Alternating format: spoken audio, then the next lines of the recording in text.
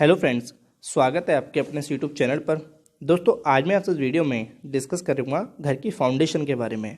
दोस्तों, जब आप अपने घर की फाउंडेशन में काम कराते हैं तो वह कौन सी ज़रूरी बातें हैं जो आपको ध्यान रखनी है, या कह सकते हैं आपको अगर सही मजबूत फाउंडेशन बनानी है तो कौन सी बातों पर ध्यान रखना चाहिए और कौन सी गलतियाँ नहीं करनी चाहिए। क्योंकि दोस्तों, इसमें आपको मैं प्रैक्टिकली कुछ साइट पर गलतियाँ भी दिखाने वाला हूँ, जो आप उनको देखेंगे खुद तो अच्छे से समझ पाएंगे। इस वीडियो को पूरा एंड तक देखना, क्योंकि मैं दोस्तों आपको एक एक पॉइंट क्लियर करने वाला हूं जो कहीं ना कहीं आपके लिए बहुत ही ज़्यादा ज़रूरी रहेगा।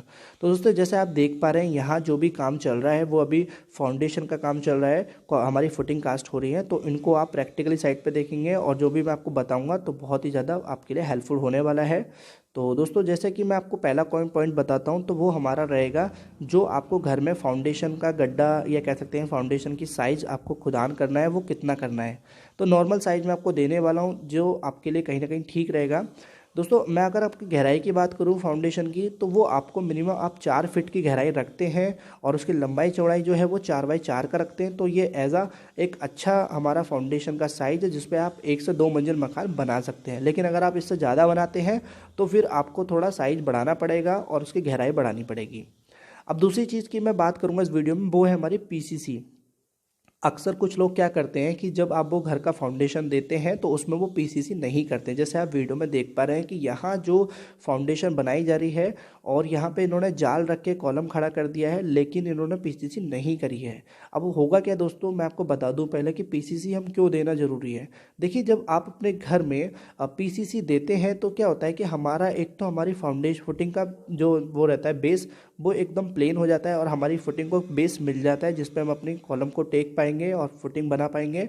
और हमारा जो नीचे डायरेक्टली वो मिट्टी से कांटेक्ट नहीं रहता है। ठीक है, तो ये भी ध्यान रखें, आपको अच्छे से पीसीसी करनी है। अगर मैं पीसीसी की आपको मोटाई की बात करूं तो उसको 4 से 6 इंची के बीच में आप पीसीसी रख सकते हैं, जो कि एज एक नॉर्मल है और आप सही रहेगा रखेंगे तो। अब बात करूंगा दोस्तों, जो आपको अपने सरिये के काम की बात करें तो जो आप अपने सबसे पहले सरिये में मैश बनाते हैं, जाल बनवाते हैं, जो कि आपको नीचे रखना होता है उसके ऊपर जिस पर कॉलम टेकेंगे आप। तो उसका भी आपको ध्यान लेके चलना है कि आपको उसमें ऐसा नहीं कि बस नाम के लिए आपको उसमें सरिया बनवानी है। एक तौर तरीका होता है, वो क्या होता है, देखिए, जब आप एक जाल बनाएंगे तो पहले तो आपको जाल के चारों तरफ से आप देखेंगे कि दोनों साइड में एक सरिये में वो आपका बैंड हुआ हुआ है। ठीक है, तो वो बैंड होने से क्या होगा कि हमारा एक तो कंक्रीट जब उस पर डलेगी तो वो अच्छे से पकड़ कर लेगा। ठीक है, अगर मैं बात करूं इन दोनों जाल में आपस की दूरी, तो वो आप 4 से 6 इंची के बीच में रख सकते हैं, जो कि सही रहती है।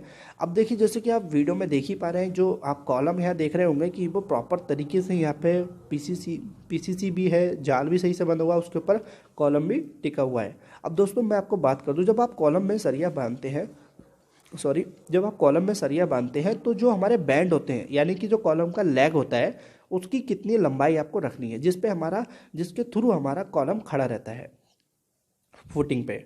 तो अब मैं बात करूँ तो उसका जो लेग रहता है वो आपको 1 फीट से कम नहीं होना चाहिए। ठीक है, 1 फीट से आप ज़्यादा रख सकते हैं, लेकिन आपको कम से कम 1 फीट की लंबाई तो रखनी ही रखनी है। ठीक है, ये चीज़ आप जरूर ध्यान रखें।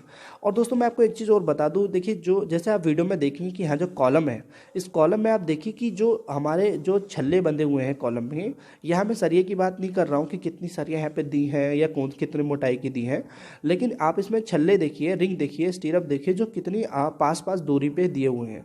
क्योंकि दोस्तों, आपको ये देना ही देना होता है जहाँ तक हमारा प्लेन बीम रहता है, तो वहाँ पे आपको छल्ले की दूरी कम रखनी होती है, तो आप भी अपने कॉलम में कम रख सकते हैं। ठीक है, अब मैं बात करूँगा फुटिंग की।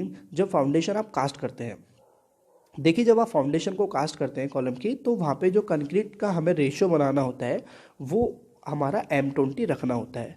अब दोस्तों, M20 क्या होता है, मैं आपको थोड़ा प्रैक्टिकली साइड की तरह बताता हूँ। जैसे मान लीजिए कि आपने एक परात सीमेंट लिया और उसमें आपने 1.5 परात रेता मिलाया और फिर उसके बाद उसमें 3 परात हमने दाना मिलाया, यानी कि 20 mm एग्रीगेट मिलाई। ठीक है, बजरी मिलाई।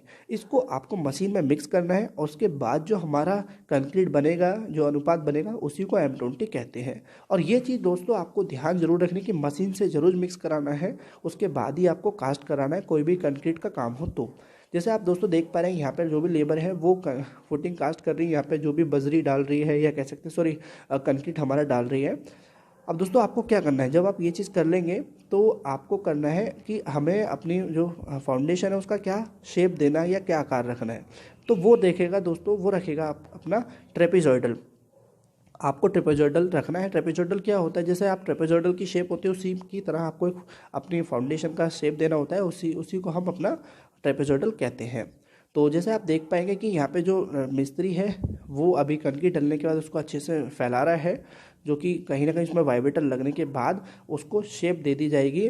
उसके ऊपर से आप उसमें देखेंगे एक फ़ोटो, आप देखेंगे कि जो मिस्त्री है यहाँ पे कंक्रीट डल रही है, उसके बाद वो अपनी कन्नी से उसको शेप दे रहा है।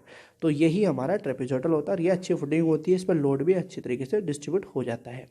दोस्तों जब आप ट्रेपेजॉइडल बनाते हैं तो आप ये ध्यान रखें कि ट्रेपेजॉइडल का जो ऊपर का ऑफसेट रहता है वो आपको दोस्तों कम से कम, दोस्तों मैं आपको बताऊँ तो 1.5 से 2 इंची आपको रखना ही रखना रहता है, या 3 इंची भी रख सकते हैं, ताकि हमारा जो शटरिंग का फर्मा होता है वो उस पर टिक के कॉलम आसानी से कास्ट हो सके। तो ये दोस्तों मैं आपको बताऊं कि अगर ट्रेपेजॉइडल की हाइट क्या रखनी है, आपको कितनी हाइट से आपको ट्रेपेजॉइडल बनाना है, तो वो तो दोस्तों वैसे डिपेंड करता है कि आपकी फाउंडेशन की या फुट कॉलम की या गड्ढे की कितनी गहराई है, लेकिन आपको कम से कम 2 फीट तो रखना ही रखना है। तो दोस्तों ये कुछ ज़रूरी बातें थी जो आपको अपने घर में फाउंडेशन बनाते समय ध्यान रखनी है। ऐसा नहीं है दोस्तों कि बस आप नाम के लिए ही फाउंडेशन का काम कराएं, ये भी एक बहुत हमारा जो रहता है घर का सबसे मजबूत हिस्सा यही होना चाहिए जिस पे हमारा पूरा घर टिका रहता है। तो आई होप आपने वीडियो को एंजॉय किया है। इनकेस कोई डाउट है तो कमेंट में टाइप कर देना, और अगर दोस्तों वीडियो अच्छी वीडियो को लाइक करना है, चैनल सब्सक्राइब नहीं किया तो सब्सक्राइब करना। थैंक्स फॉर वॉचिंग वीडियो, मिलते हैं।